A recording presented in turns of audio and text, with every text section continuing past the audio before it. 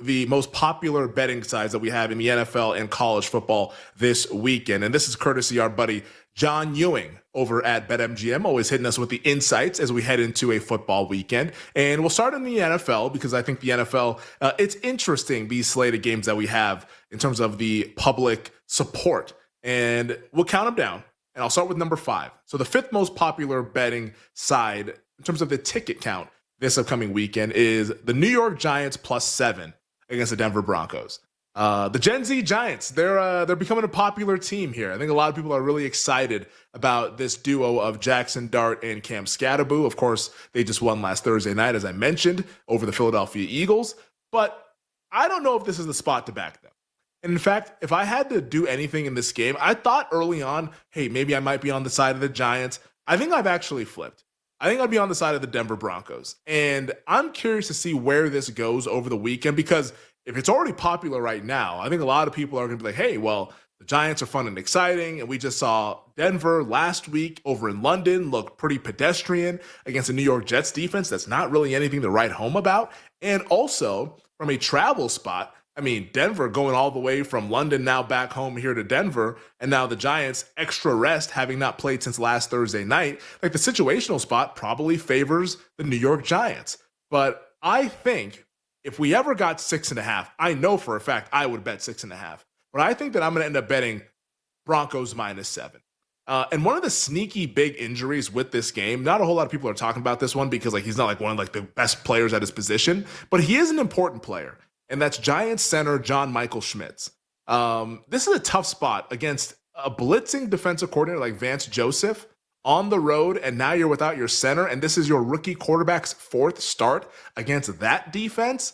I think that could be very, very problematic for Jackson Dart. So I like the Broncos in the game. I've not bet it yet, but I'm going to end up betting this, I think, prior to kickoff on Sunday. I think I'm going to even lay 7.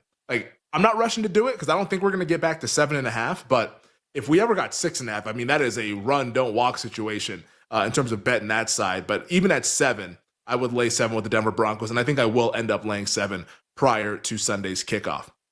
The 4th most popular side is the Philadelphia Eagles -2 against the Minnesota Vikings. I don't have like a super strong opinion with this game. And if anything, like if you ask me, hey, you must pick the winner of this game, I think I might pick Minnesota. To be quite honest, I think I might do it. I think this Vikings defense, which is getting healthier, Blake Cashman coming back at linebacker, he's their green dot guy. I think that'll help quite a bit. If the Andrew Van Ginkel's good to go, all of a sudden this Vikings defense looks a hell of a lot better than what we saw over in Dublin, Ireland against the Pittsburgh Steelers. I think that the Eagles have serious, serious problems on offense. And they've had the little mini bye to try to get right and try to figure out those problems and come to some kind of agreement about how they should be attacking offensive football. But I'd pay to see it. As long as Kevin Patullo is going to be calling the plays, I am very uninspired about this Eagles attack. So if I had to bet the game, I don't know if I'm going to get to the window with this one because, once again, it's back in Carson Wentz, and it's Carson Wentz going up against Vic Fangio. That doesn't seem like a fun experience.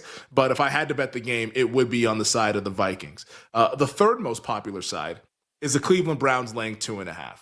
Now, I'm assuming this one has all to do with the negative vibes for the Miami Dolphins. Tua called out his teammates last Sunday after the loss to the Chargers, had to apologize on Wednesday because that's always a good thing when the QB has to apologize for their post-game comments. The situation seems bad, and there's rumors swirling about trade candidates on the team. Could they be tanking? Could Jalen Waddle be for sale, et cetera, et cetera? I understand why people want to look to sell Miami. I just hope that people know that that means that they're buying Dylan Gabriel, which you know me, I'm not necessarily the president of the Dylan Gabriel fan club, but I'm probably the VP. The president's probably someone who in his own family, but I'm probably the VP of this Dylan Gabriel fan club. I would not be laying points with Dylan Gabriel. Not never. Like, I just cannot do it. Cannot do it.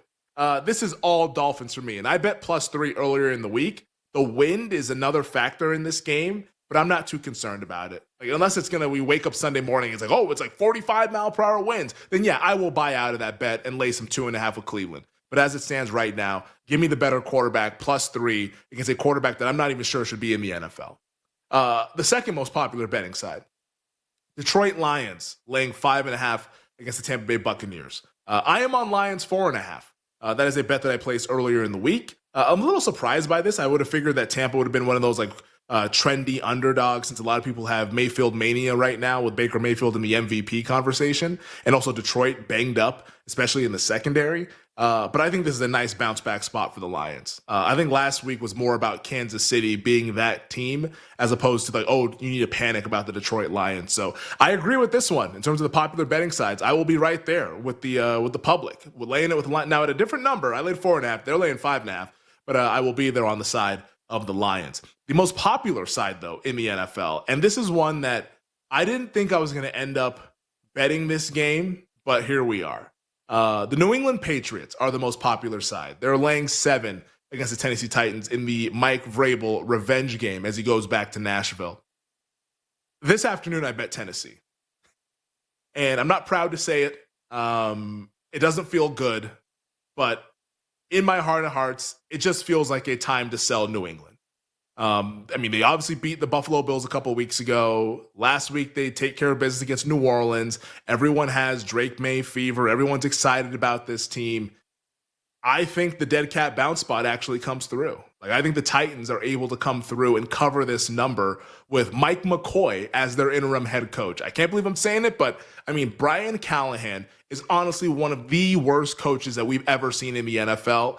I think it's a positive that he's no longer in that locker room. So for one night only, I will be on the Tennessee Titans +7 against the New England Patriots. So that's the NFL. College football, we'll roll through these one a little bit quicker because we want to get baseball bets from Jake and Tyler for the LCS games coming up a little bit later on this evening and in the night slate. But for college football, 5th most popular, Texas Tech laying 6.5 against Arizona State. No strong opinion for me with that game. Like, Texas Tech is a wagon. I've tried to fade them a couple weeks ago after being on them against Utah. I'm passing that. I don't need that smoke with Arizona State. And I know there's a little bit of a bump with, oh, Sam Levitt's coming back, and hey, look at this. And yeah, I'm good. I'm just not going to bet that game. Good luck to those who do. 4th most popular, LSU +2.5 against Diego Pavia and Vanderbilt. I've not gotten to the window with this game. I lean LSU. I want to think some more about this one, but I'm just like Vandy as a favorite against like a quality team. That's where I get a little bit problematic. Usually they're in the underdog role. Now in the favorite role, it's a lot different when you have the expectations to win. So I don't know if I can get there with Vandy. The 3rd most popular one is a game tonight, Minnesota +7 against Nebraska. Interesting that the folks like the Golden Gophers in that contest, catching 7 points at home against Dylan Raiola. That number seems right to me, so I will not be getting involved with that contest. But the top 2, I will be getting involved. And that's the 2nd most popular game for the public, Ole Miss +7.5. All right, you guys go back Lane Kiffin. I'm going to back Kirby Smart. I'm laying 7 with Georgia.